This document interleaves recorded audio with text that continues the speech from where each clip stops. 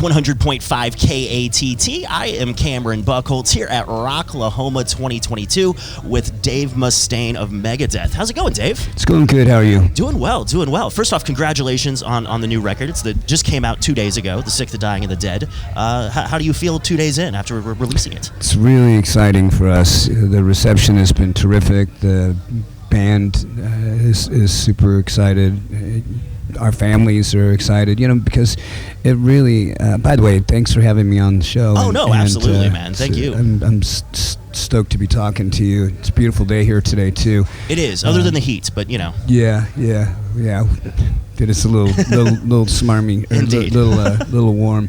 Anyways, it's been really great. The last 6 years since Dystopia came out have been a lot of victories, a lot of challenges. We had the pandemic, we had the all of the stuff that took place with the shutdowns of all of the transportation and stuff that happened with the economy, which is still the effect that it has on red-blooded metal listeners.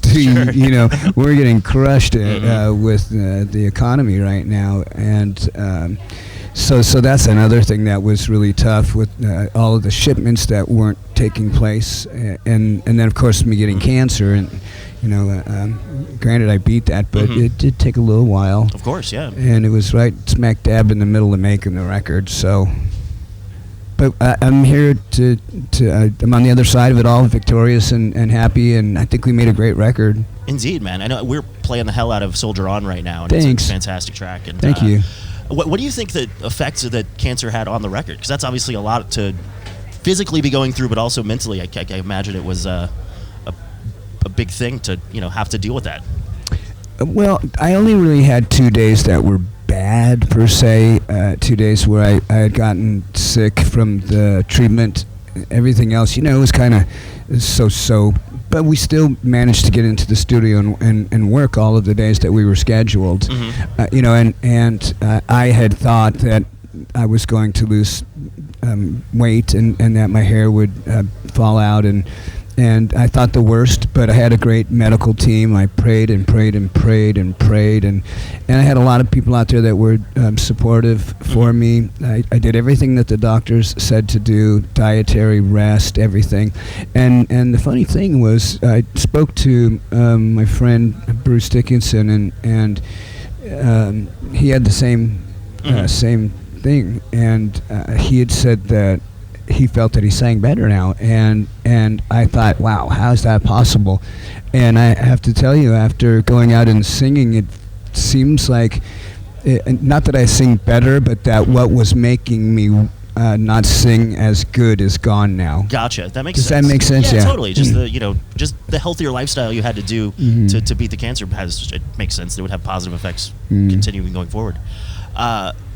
And you're out right now opening for Five Finger Death Punch. How is that tour? It's got to be a little odd being in the opening slot, right? You guys don't do that very often. Not really, but it doesn't bother us, because we've played in front of so many different types of musical genres, and so we have a very diverse catalog too. So we can change the songs. So if we were out with, say, Boston or Def Leppard, we could have a set that's a little bit more geared toward their fans. Still, obviously, it would be heavy because we don't have songs that are like those guys' music. Right, yeah.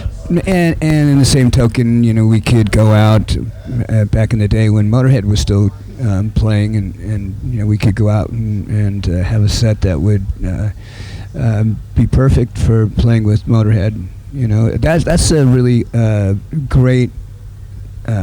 I wouldn't say problem, but it's a great issue that we have to deal with, is having more songs than we can ever pick for a live set. Because like tonight we only get to play an hour, and that's going to be about a total of 10 songs. And 10 songs out of 200 songs is, you see where I'm going here? No, sure, yeah. And how many new songs are you playing? We're going to play We'll Be Back, and we are starting to work on Soldier On because we, with the Five Finger Death Punch tour starting up, it started new, so we had all new touring personnel, gear, and everything. And at the beginning of every tour, you have that first week To blues. get your bearings. Yes. Yeah, get it. Make sure everything works. Make sure people work. Far be it from me to ever fire somebody the first week if they sucked. So we'll be back, and we're gonna try and start working on Soldier On. So Nice. And how's it been with James back in the band? Good. James is he's a really he's just a consummate gentleman. He's no maintenance at whatsoever, and he's a rock star, and he's been around the block. He's played with Ozzy and on gigantic stages. So it's not like I have to stay on top of him. Where we've had some periods from day one until even just recently where we had to have a little bit of some rock school 101. Sure. Gotcha. And was he the first choice or the only choice when you needed a new bassist, or did you go through some other people, or what was that process? Well, actually, you know what? When all of that stuff happened, I was pretty blown away, and I didn't want to do anything to harm anyone. There was already enough stuff going around. Right. So I figured, you know what? I'm not going to take anybody's side. All I know is that for now we need to do something, and the climate was just horrifying with to have something like that, and so we parted ways, and I thought about, do we get someone to come in as a session player, or do I really go all in and start the search for a permanent guy? And we didn't have the time. We had to have the record, and it had been 2 years since we started it, and 6 years since Dystopia, so it was long overdue. And the idea for Steve came up. He came out and recorded. It was great. I of course would have liked to have had someone that plays like him play with Megadeth, but he's in Testament, who are friends of mine, and although we're not very close, me and the guys in Testament, I do consider them my friends, and I do consider them a great band. And I would never jeopardize that by trying to steal. Sure, yeah, absolutely. Steal Steve. So James's name kind of it just went, and I went, oh my God, James. Yes. And so we called him back, and James doesn't have to be told how to look, how to act, how to play. He knows how to do the interviews. He's just like that old Roxette song. Yeah. You got the look. He's Sure.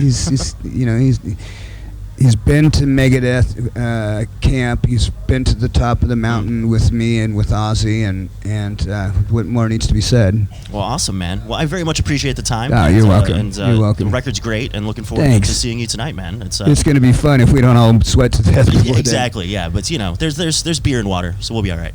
Yes. Thank God. Yeah. Thanks, man.